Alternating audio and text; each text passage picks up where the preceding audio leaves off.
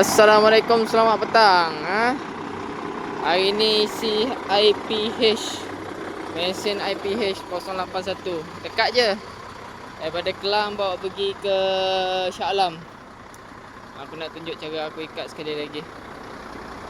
Kalau mesin IPH, depan ni aku pakai rantai kecil lah, sebab aku ada rantai kecil. Rantai ini rantai 2,5 tan. Tarik kiri kanan 2,5 tan, 2,5 tan, 5 tan. Lebih kurang lah kan. Tapi buat X macam ni lah. Satu tarik kiri, satu tarik kanan. Okay. Sama juga pakai tilok kiri kanan. Bukan tak boleh tarik sebelah, tapi dia akan tarik sebelah je lah kan. Kalau kita buat macam ni, dia extra safety lah. Kiri kanan tarik. Kiri kanan tarik. Tengok belakang satu rantai. Ini rantai 3,5 tan. Aku buat macam ni. Lalu dalam chassis track. Kalau aku jalan jauh, aku akan tambah lagi satu rantai kat sini. Daripada sini cangkuk dekat celah-celah chassis yang mana boleh cangkuk tu.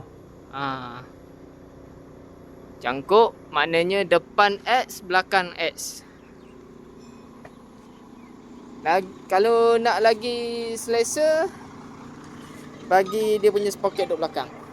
Bila sprocket duduk belakang, luban ni dia akan duduk depan kan. Luban ni kita pakai lever block. Luban ni kita pakai lever block. Ni yang depan tu pakai lever block, sini pakai rantai. Belakang ni pula tarik kiri kanan. Depan pun tarik kiri kanan. Kalau tu jalan jauh lah. Kalau lokal aku buat macam ni.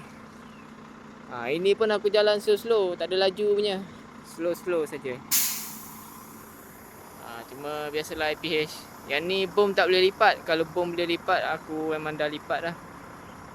Dan bagi minta dia lipat, ini dekat-dekat dia orang tak lipat. Lagi satu bom ataupun leader, dia tak boleh lipat. Tak ada apa dah nak tunjuk. Ini je lah cara aku ikat. Okay.